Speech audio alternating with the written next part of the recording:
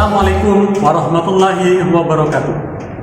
Yang terhormat penguji UKIN PPG dalam jabatan 2022. Perkenalkan, saya Rusdi Abdullah, mahasiswa matematika dalam jabatan 2022 kategori 1 tahap 2 Universitas Muhammadiyah Malang dengan nomor induk mahasiswa 2022 1063 1013 750. Saya mengajar di SMA Negeri 2 Situbondo. Hari ini, Senin 12 Juni 2023, saya akan melaksanakan praktek pembelajaran untuk uji kinerja tentang statistika distribusi data berkelompok kelas 10 fase E semester genap dengan menggunakan model pembelajaran Project Based Learning atau PJBL. Penguji yang terhormat, selamat menyaksikan. Wassalamualaikum warahmatullahi wabarakatuh.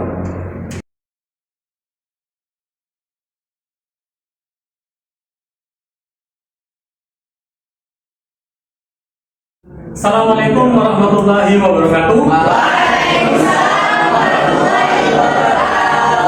Apa kabar semuanya? Oke, silakan untuk ketua kelas. Ketua kelasnya mana? Oke, silakan ketua kelas mewakili untuk memimpin berdoa. Silakan. Sebelum pembelajaran dimulai, marilah kita berdoa sesuai keyakinan dan agama masing-masing. Berdoa mulai.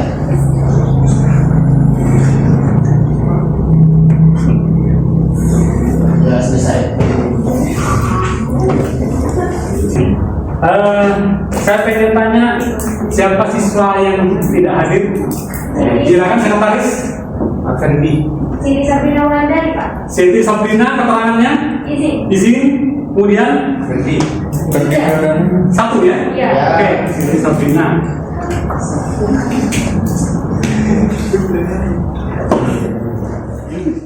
Masih fokus meskipun siang? Masih perlu diuji?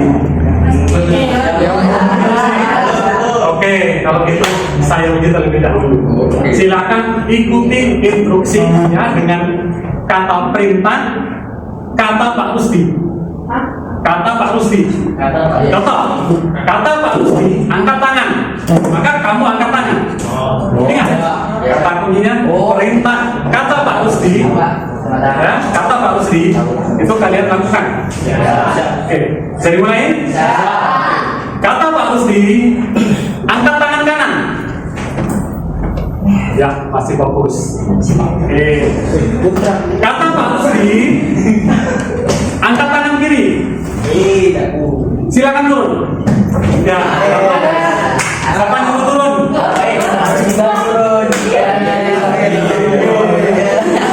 Kata Pak Rusdi, turun. Mengerti? Siapa yang bilang mengerti? Tidak ada kata Pak Rusdi.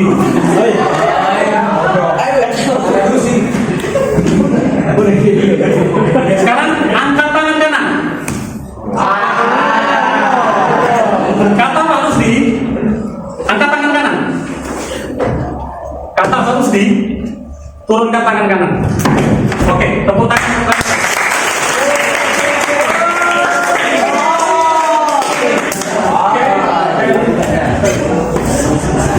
Sudah selesai, kata Pak Rusdinya sudah selesai. Oke. Nah, pada siang hari ini kita akan mempelajari ya, tentang ya, bab statistika.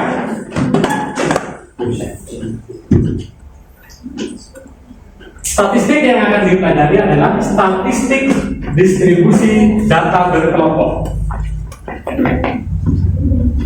Tujuan pembelajarannya yaitu peserta didik dapat membuat histogram dari data yang diperoleh dari hasil pengukuran dengan benar.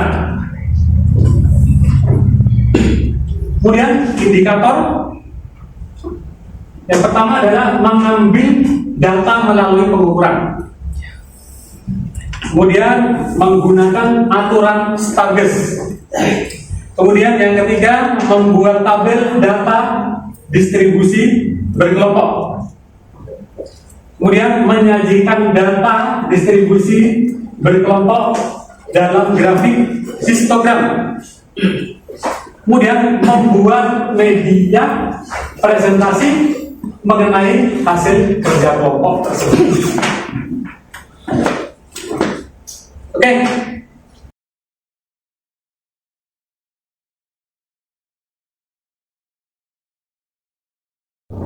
Nah, untuk itu perhatikan tayangan video berikut ini. Assalamualaikum warahmatullahi wabarakatuh.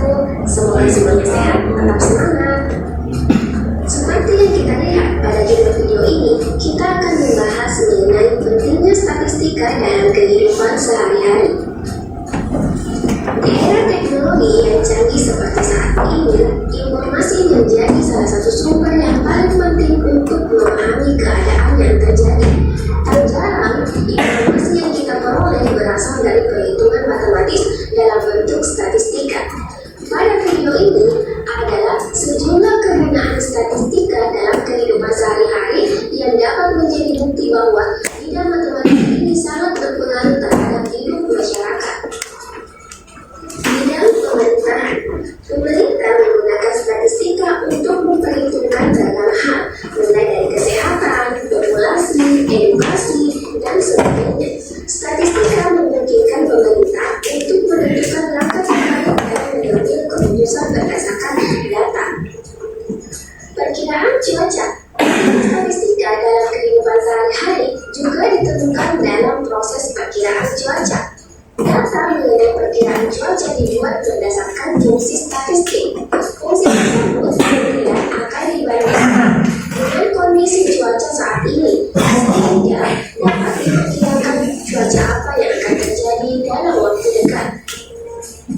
Dalam bidang digital marketing, statistik terapan dapat menjadi penggerak utama dalam mengubah pendekatan marketing.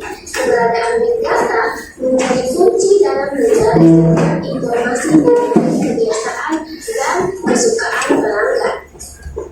Hal ini dapat digunakan sebagai cara memprediksi penjualan, fokus terhadap ketertarikan pelanggan, serta menganalisis efektivitas marketing.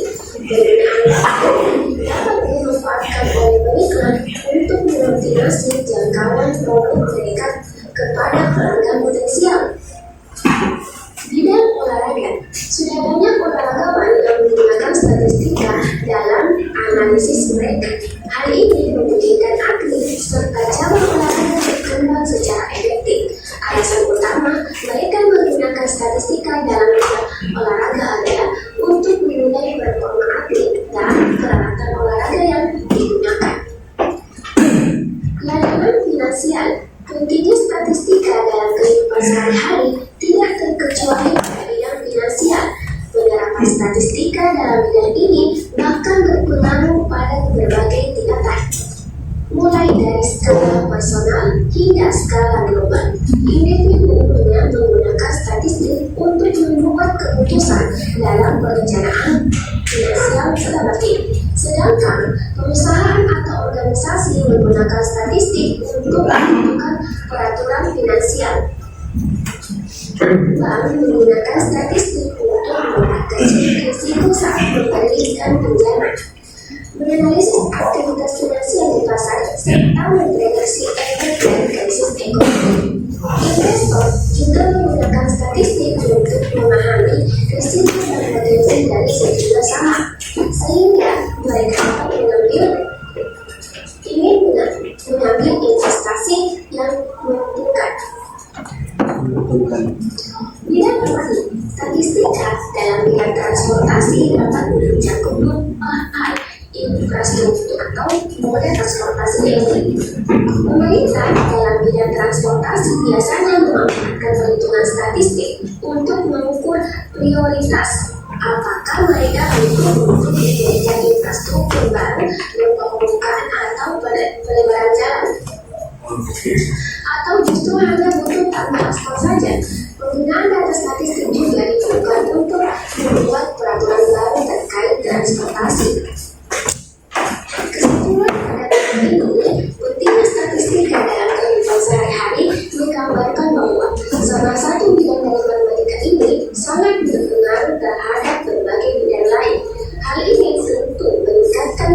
perusahaan akan ahli statistika.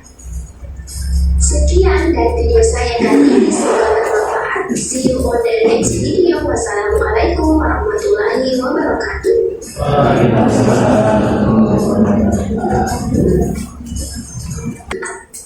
Berikutnya saya cek dulu kesiapan kalian. Yang pertama, pertanyaan, apakah di jenjang sebelumnya kalian sudah pernah mengetahui tentang statistika? Sudah. Oke. Kemudian kapan itu? SMP. Iya. Ya, Pak. Apa-apa saja yang pernah dipelajari pada statistika sebelumnya? Ada rata-rata. Silakan. Media, lalu membuat diagram. Oke, rata-rata media membuat diagram. Oke, bagus. Kemudian berikutnya, apa fungsi diagram menurut kalian? Dia apa dalam? Menurut saya itu untuk menjelaskan keadaan data di dalam gambar. Oke, untuk menjelaskan keadaan data dalam gambar. Ya. Kemudian, siapa yang masih belum tahu tentang diagram pada statistika? Oke, bisa semua? Bisa. Bisa lanjut. Apa saja macam-macam diagram yang pernah kamu ketahui? Silakan. Diagram batang, garis, Batang, garis, titik, dan lingkaran. dan lingkaran. Oke. Batang.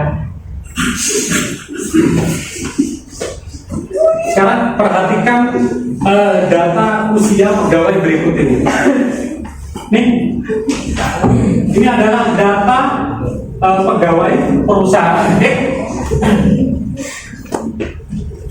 Nah, itu ada beberapa data ya, ada beberapa data.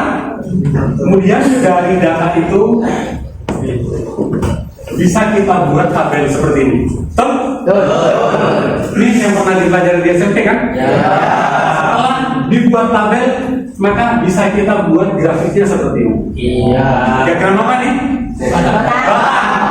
Masih ingat, masih ingat. Oke. Sekarang permasalahannya, bagaimana jika datanya banyak? Nih datanya seperti ini. Ini ada 100 data, ya. Jadi 100 bibit tanaman. Nah, ada 100. Terus bagaimana kita prosesnya? Bagaimana buat tabelnya? Nah, itu yang akan kita pelajari hari ini. Oke, semoga kalian masih semangat.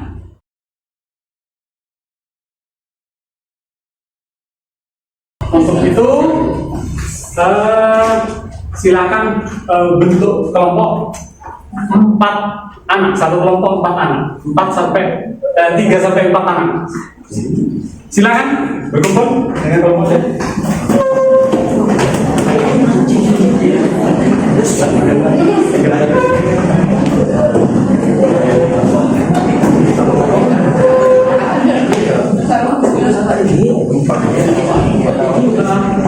LKPD.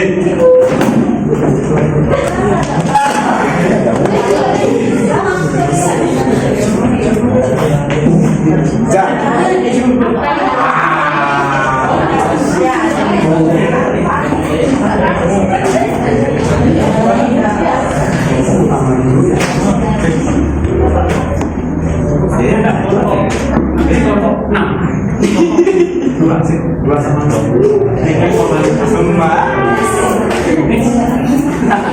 Sudah dapat semua?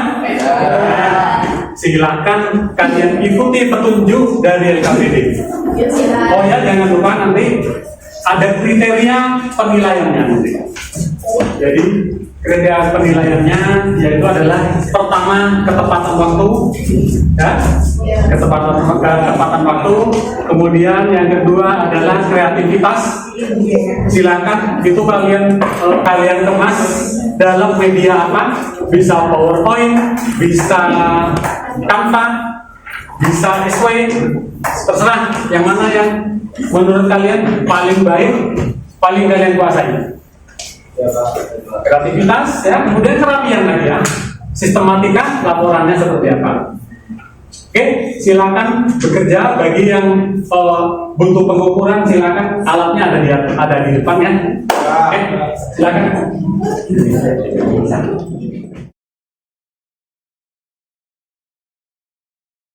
Scan ya. Scan, ada informasi di situ. Silakan.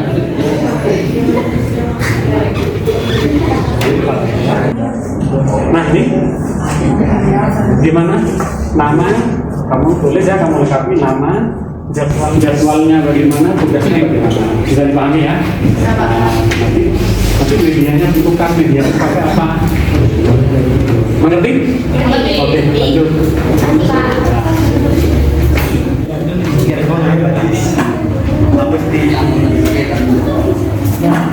Sudah di sini kapan nih?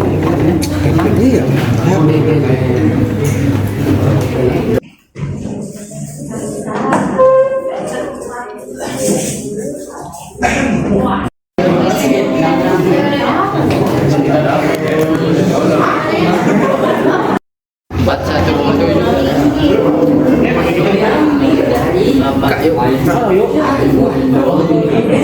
Ngertiinnya ini kan datanya sudah terang nanti. Oh ini kalau di sini pakai scan ini, coba dulu scan, coba bentar ya, petunjuknya ada di sini. Nah ini dalam bentuk video.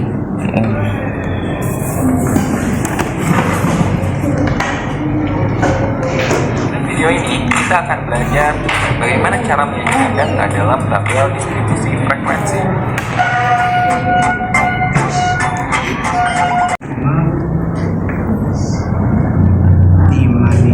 Jadi jawabannya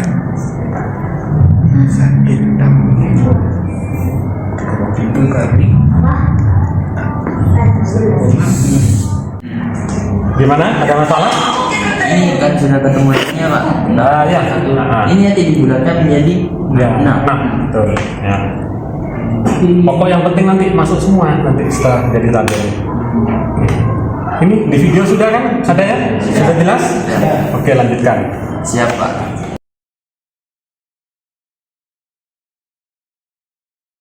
Ya. Ahlul Fikri, kamu tugasnya apa? Buat media.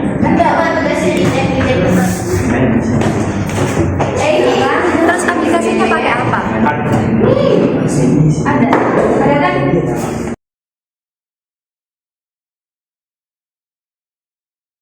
Nah, untuk pertemuan kali ini saya pengen tahu progres pencapaian dari masing-masing kelompok. Oke, silakan kelompok 1, perwakilan dari kelompok 1.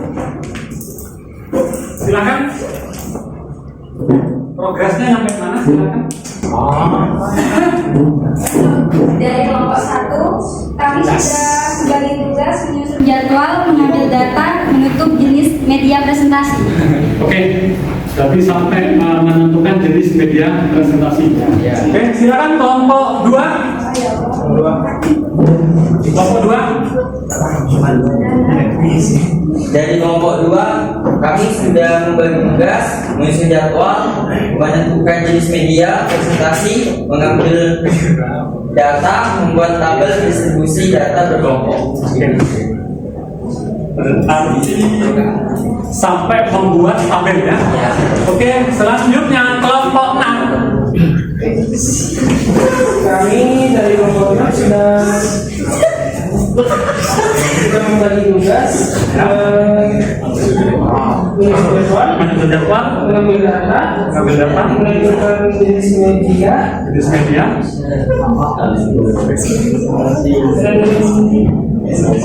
gambar histogram. Kalau isi sudah menggambar histogram di Excel ya. Excel, oke, pakai Excel ya berarti ya.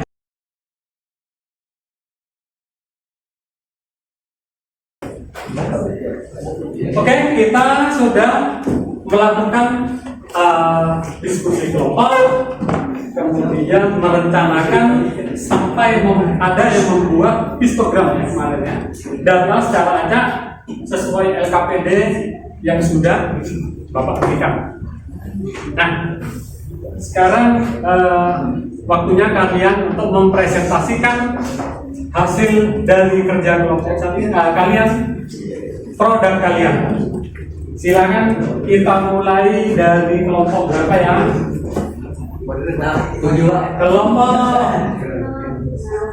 Kelompok 6. Oke, silakan kelompok 6. Silakan.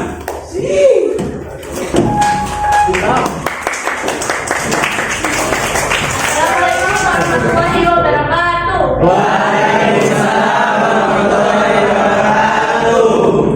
Nah, kami dari kelompok 6 akan mempresentasikan hasil kerja kami. Nah, ini adalah nama-nama dari kelompok 6. Ada Arka, Kanaya Bintang, Pradina, dan Dwi Maulana Putra.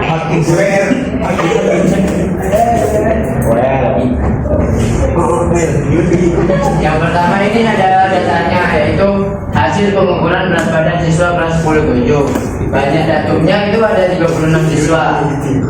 Datum terkecil itu 39 kg, serta datum tertinggi 72 kg. Selanjutnya menentukan banyak kelas.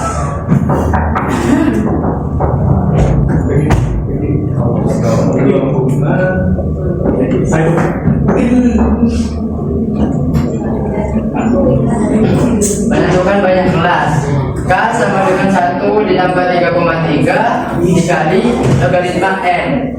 Lalu dimasukkan logaritmanya yaitu 36. Jadi 1 tambah 5,136 menjadi 6,136 dibulatkan ke 6. Lalu menentukan letaknya R sama dengan X max dikurangi X min. X max-nya itu 72, sementara X min-nya itu 39. Jadi R-nya adalah 33. Ya. Selanjutnya menentukan panjang interval kelas. P sama dengan R dibagi K.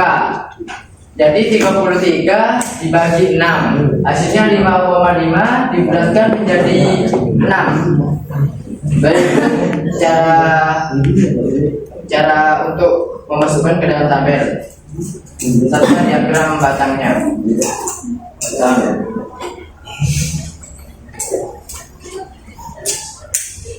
Baik, apakah ada yang mau bertanya? Saya.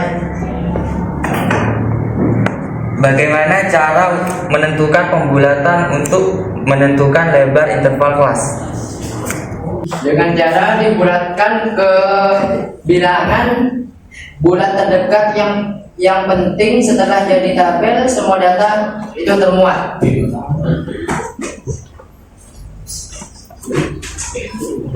Tidak ada lagi yang ingin bertanya? Sekian dari kami. Kurang lebih mohon maaf. Assalamualaikum warahmatullahi wabarakatuh.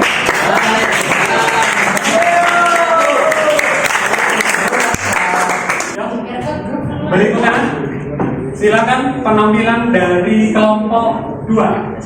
Silakan kelompok 2. Oke. Silakan kelompok 2.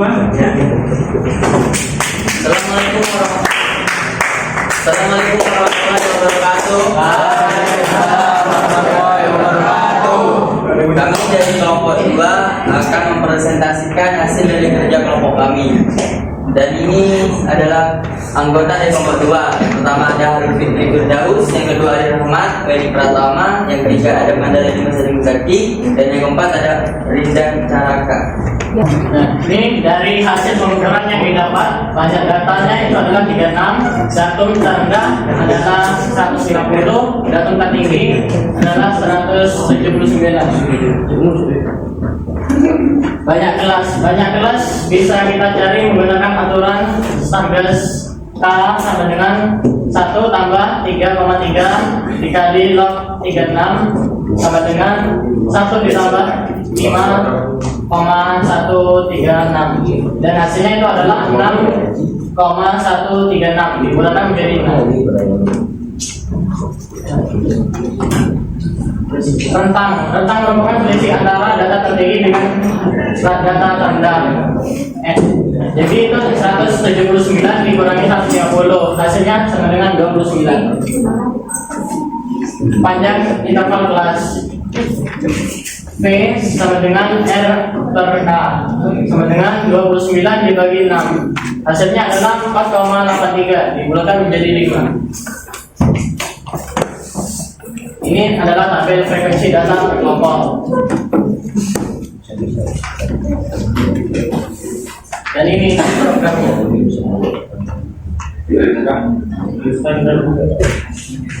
Mungkin ada yang mau bertanya? Media apa yang digunakan kelompok 2 dan mengapa? Nah, di sini kita menggunakan media Canva karena ada banyak template-nya mudah digunakan dan juga dilengkapi fitur membuat histogram. Bagaimana? Baik. Sudah tidak ada yang bertanya lagi? Baik, kami akhiri, kurang lebihnya mohon maaf. Assalamualaikum warahmatullahi wabarakatuh. Waalaikumsalam warahmatullahi wabarakatuh. Kira-kira dari kegiatan awal sampai presentasi barusan ini, apa saja yang bisa kalian simpulkan? Silakan. Siapa? Untuk membuat tabel distribusi data berkelompok itu tidak bisa sembarangan karena kita harus membuatnya menggunakan aturan Sturges. Oke, sip. Ya, bagus. Mungkin ada lagi yang bisa menyimpulkan? Ya, silakan. Yang membedakan diagram batang pada data tunggal dan data berkelompok adalah spasi antar batangnya. Kalau data tunggal ada spasi, kalau untuk data kelompok tidak ada spasi atau rapat. Tidak ada spasi. Ya, jadi dari gambar itu yang pertama, kalau data tunggal tadi ada spasinya ya, ada jarak antar batang. Kemudian kalau histogram itu rapat. Aduh, bedanya di sini. Beda tampilannya. Oke? Paham?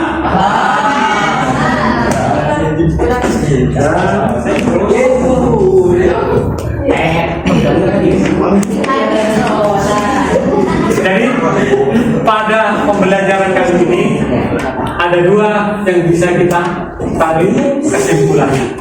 Yang pertama adalah tidak sembarangan kita membuat tabelnya. Ya. Jadi kita menggunakan aturan Sturges.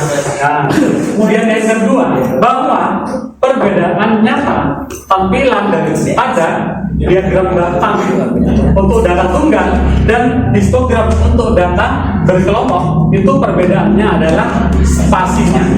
Ya, kalau batang itu spasinya berjarak, kalau histogram rapat. Biar lebih paham, silakan kalian kerjakan soal yang ada di Google Classroom yang sudah saya share di Google Classroom. Silakan dibuka Google Classroom-nya.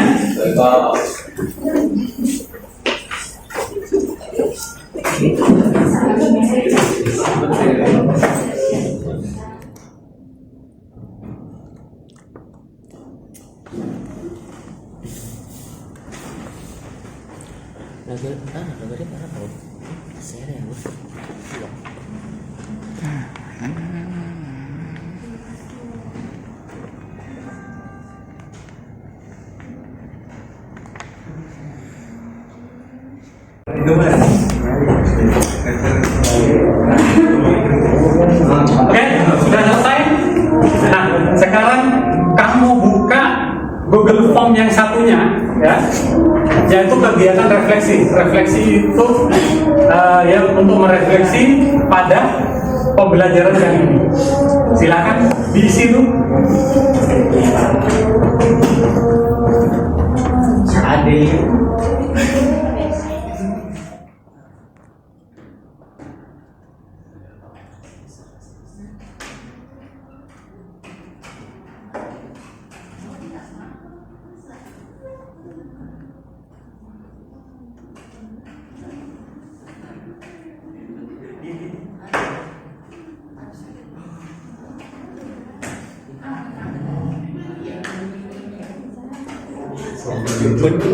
Oke, refleksi sudah kalian isi. Nah, sekarang akan saya informasikan untuk pertemuan berikutnya. Kita akan sudah bisa membuat tabel data distribusi data berkelompok. Nah, untuk pertemuan berikutnya kita akan masuk ke materi tetap statistika, yaitu ukuran pemusatan data. Apa saja? Nah, nanti di situ ada rata-rata, atau median, rata-rata, kemudian ada median, modus, kuartil dan sebagainya. Oke, silakan kalian pelajari untuk yang data tunggal. Nah, pada pertemuan berikutnya kita lanjutkan bagaimana caranya untuk data yang berkelompok. Oke, sebelum kita akhiri pelajaran hari ini, marilah kita berdoa. Silakan ketua kelas dipimpin terus. Sebelum mengakhiri pelajaran hari ini, mari kita berdoa untuk agama dan kepercayaan masing-masing. Doa dimulai.